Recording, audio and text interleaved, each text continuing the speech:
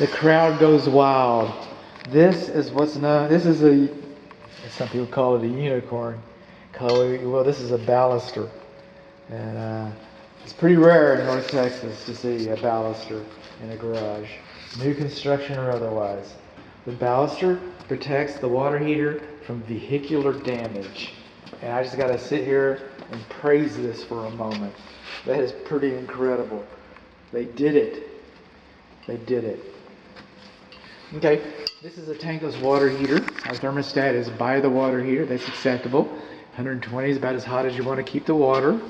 All right, this is our data plate right here. I'm not seeing a care and use manual. I'm not seeing a care and use manual for it. But if I had one, I would know that the instructions, see this right here?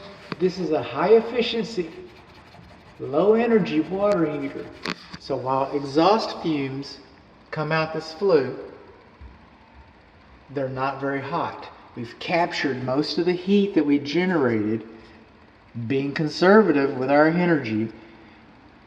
We captured that heat.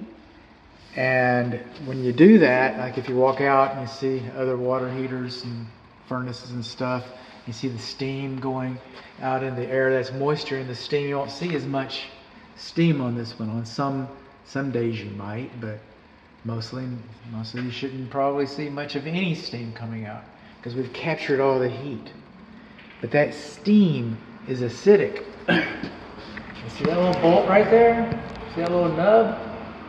If you had the instructions, you could read where Ream says that if this is an interior installation, we're in the garage, you should have a condensate line that comes out and has a loop in it and goes down into this.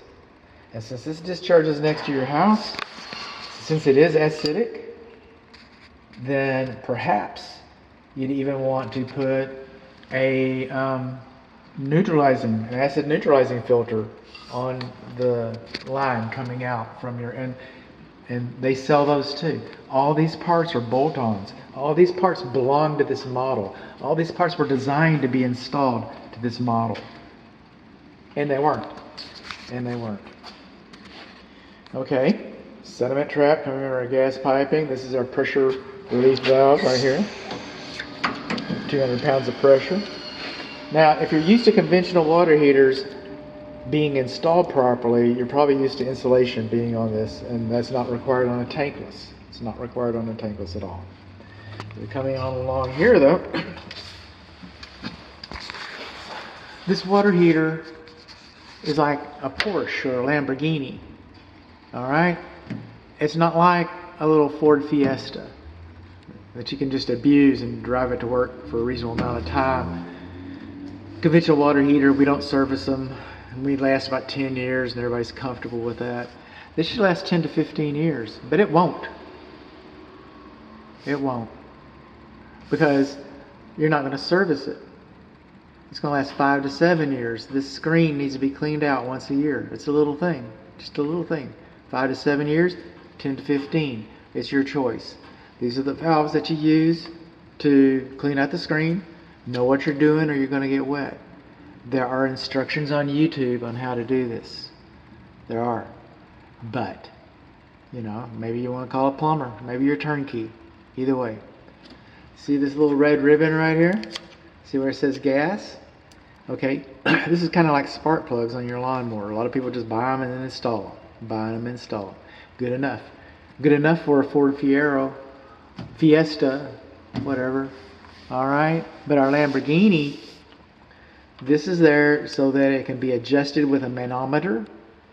And the plumber probably doesn't have one on his truck, or if he does, it's just he bought it because he thought he needed it, because he did need it actually. And he just went underneath the seat of the truck and he doesn't know how to operate it. That's a possibility. That's a possibility. Well, what's happened though is that this will work. You can turn it on. It will heat your home. It'll heat your home. It'll heat your water throughout your home. It'll do these things. But it could operate more efficiently if it was installed properly. Just saying. So what do we learn? We learned that our gas was not dialed in. we learned that we do not have a vacuum breaker. I didn't mention this, but we do have a vacuum breaker on our pressure relief valve. Okay, that's what code says. That's what the city of Dallas says. We're not in the city of Dallas. I get it. All right, it's good enough for Dallas. It's good enough for this fine neighborhood. All right. Oh, we don't have a breaker here. So we learned that our gas wasn't dialed in. We do not have a vacuum breaker in the same line in the same room with the water heater. We learned that we do not have a care and use manual. And we learned that we do not have a condensate drain line. That's what we learned. No condensate drain line, no operational manual, gas wasn't dialed in, do not have a vacuum breaker in the same room as the water heater. That's GFCI and it's protected. And I just gotta praise this one more time.